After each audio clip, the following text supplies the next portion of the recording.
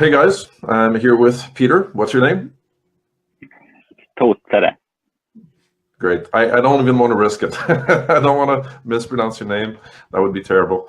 So Peter is co-founder of LeadFlow Consulting. As a content and social media marketing strategist, Peter creates content marketing strategies from scratch to top-level priorities, and also actively participates in the execution process.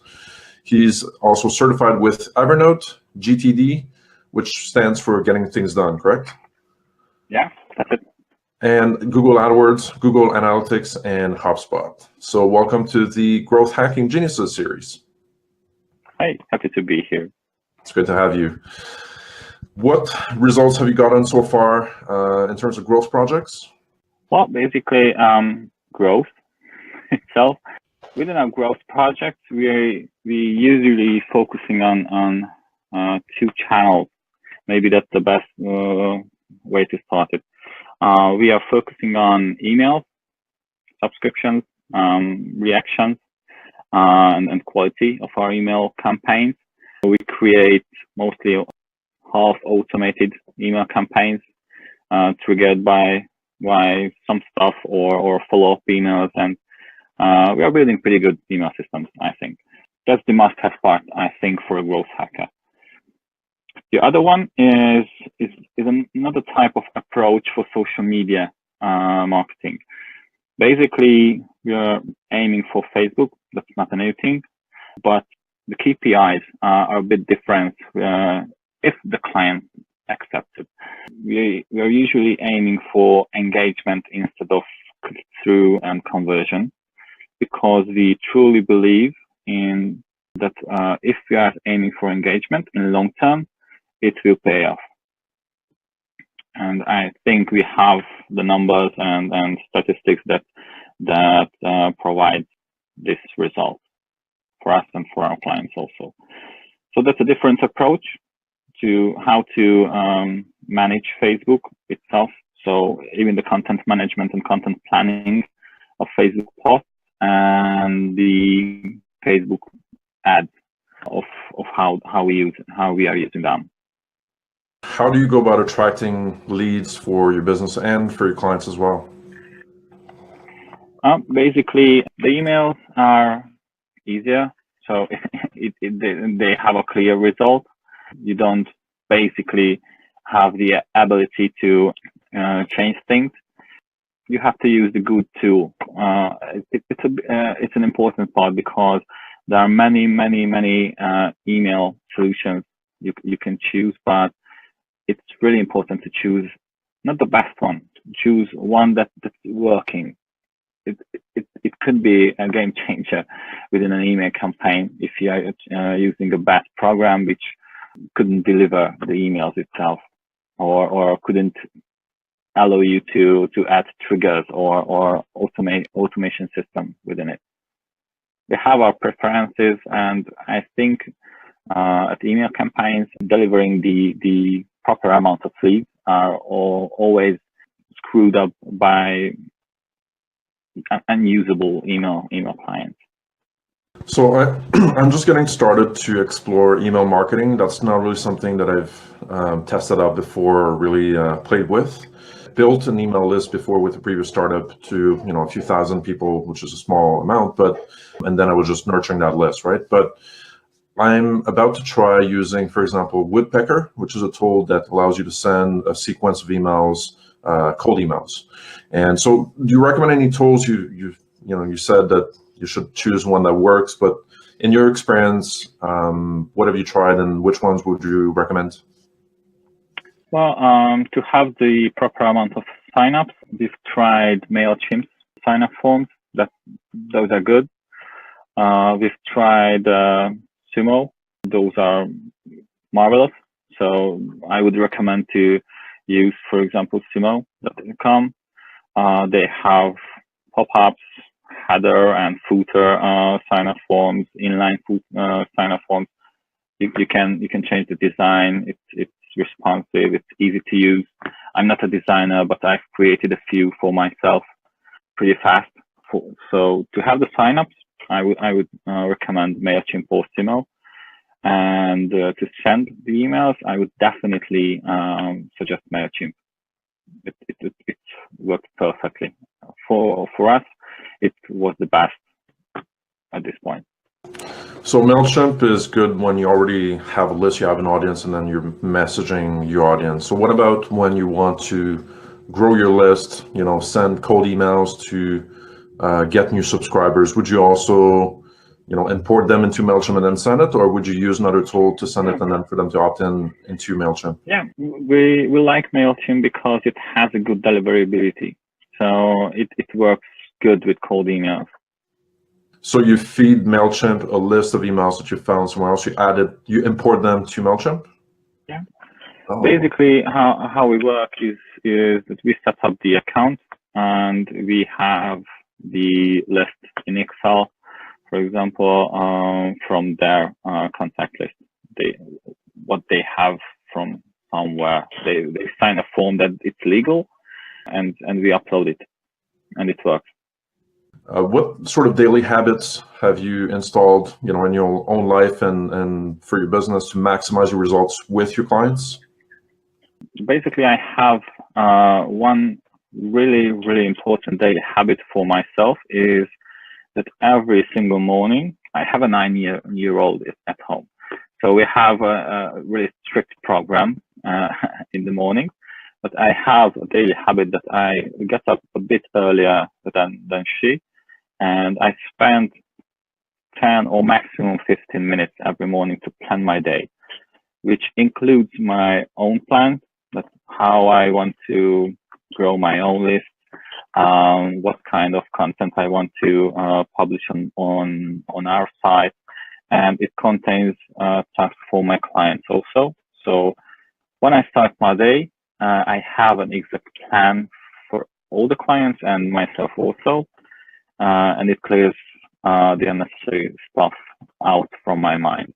And it helps me get focused, helps me get productive, because I think to provide growth for yourself and for your clients needs those, and you have to proactive. And it won't work if you are filled with tasks and open loops within your mind. So planning in the morning, starting your day by reflecting on what you're going to get done and freeing the space for thinking for the day. Yeah, that's the key part for me. A coffee and my phone, and I'm okay for the rest of the day. Do you tend to meditate at all? I tried that, several times for certain periods, and it did calm my mind. It did have some positive impacts in the sense that it would relax me and sort of probably lower my blood pressure or my stress levels in certain situations. I haven't done it in the past several months. What are your thoughts on meditation? Well, a couple of years ago, I tried it. I loved it. My life has changed. So we have too many kids around that if I want to try, I tried it. If I want to try to meditate, I fell asleep immediately. So it won't work at the moment for me. I have a kind of meditation. It's much more like an active meditation. So for example, the daily planning for me with the coffee, with the mug I have to use for the coffee, with the proper place where I drink my coffee. These are my morning routine meditations. So it helps me to start the day with a clear mind. It works better for me than simply meditating. How important are lead capture and conversion funnels in your experience? Absolutely important, because we're working with a conversion funnel-ish thing. A few years ago, I was at a web analytics conference, the Super Week, where the most lovely and intelligent and skilled guys in web analytics are there, and I listened to Avinash Kaushik's speech, and he was speaking about his own funnel-ish funnel, and he calls it dating do care. It's something like the item model with a different approach. When talking about conversion funnels, we are talking about the ID model, so attention, intent, desire, action. It's marketing and sales driven approach, how you handle your funnel. The C thing, Luca, is pretty much the same, but the approach is that you create your marketing and sales messages fed by the client's needs.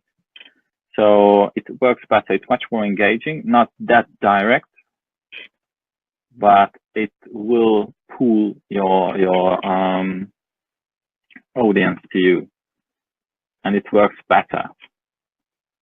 So these are our conversion funnels, and well, lead capture is a must. Yeah, we're working with them. So do you tend to use tools to create your funnels, or do you create them custom? Yeah, we are creating our custom audiences and custom funnels basically with Google Analytics. We have sheets and Excel and everything, but mainly they are fed from Google Analytics and from Hotjar and such tools. So when you're generating some traffic for your funnel via, let's say, Google Ads, right? Where will you send that traffic? Do you create like a custom landing page to try to convert those people to opt in for a lead magnet or something like that? Yeah. Basically, lead magnets are really important. They work, and lead magnets are important because these are the perfect places to A/B test what you are doing. And you couldn't be sure about the amount of growth is enough if you don't test it. There's always a better landing page than you've created before. So the main thing is for us when we're optimizing and A/B testing is that there's no perfect landing page or lead magnetism solution. There's always a place to be better. That's why we test everything. So what's your testing sort of approach? Do you always create split tests for, the headlines, for the design, for the structure of the page? Like, what do you tend to test the most? Well, I have my own priorities, but that's not a must for the rest of the team. Usually I start with the CTAs, the text or the button, the placement, the color, the size. So I like to start to work with the button. And the CTA, if it's not work, I usually try to optimize the headline, the main headline. If it's okay, then we have a solution, and then comes the body of the lead magnet itself.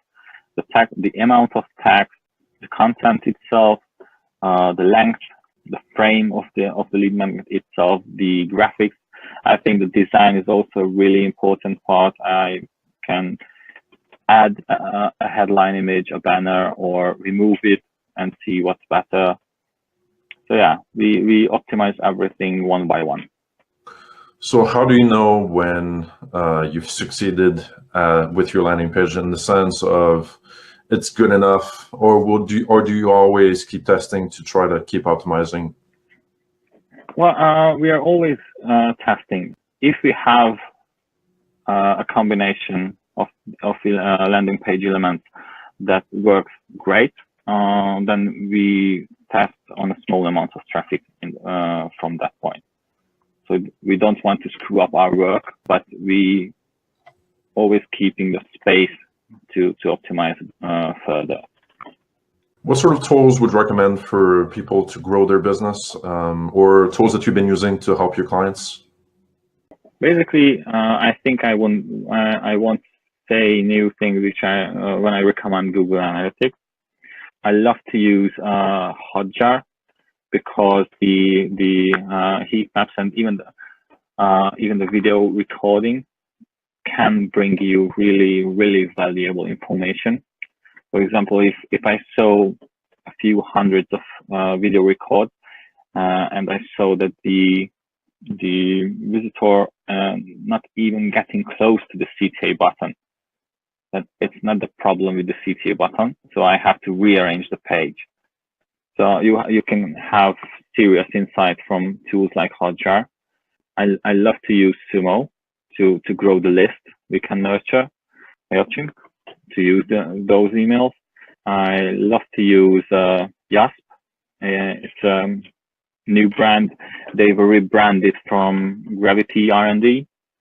They're working basically with e-commerce clients. Their power is to use AI to recommend products for the visitors, personalized, and it works good. So if you're using e-commerce, I suggest to use some AI-based recommendation system. Even a chatbot can help. So that's a different approach, but it can suggest products to your visitors personalized in a personalized way, and those items will convert better. And that's the point of growth. Within the team and between the clients and us, we always suggest to use the same platform. We are working really transparently, so we open our Todoist project. For example, if the client wants to work within Todoist or within half an hour or anything else, we're always inviting them to see that what tasks we have, what tasks we've done before, that it's transparent work, and they can react on what we are done and what we are doing, and to send and receive documentation. We always suggest to use Evernote because it's cloud-based and it's accessible from anywhere. We can transfer documents, we can plan everything within Evernote. So these are the two tools we suggest to use in a project. Peter, what's your ask, from the community? What would you like the Business Growth Geniuses people to do? Well, 2 suggestions would be good for me, and I suggest to try these stuff I've suggested out. Not exactly these. For example, you can replace Evernote with OneNote. You can replace Todoist with Noteby or Half an Hour, anything else, or TickTick. It doesn't matter. Just try to use something with your team to act as one. Because if you start to work as a team and not individual people next to each other, your productivity and reaction time will be great. I think time is the key of growth hacking itself. You have to react immediately to stuff. You don't have time to talk about that you should do that, you should do that, and then you should do that. You have to use one system for the whole team, and then everybody will know when it's time for each of them to do their job.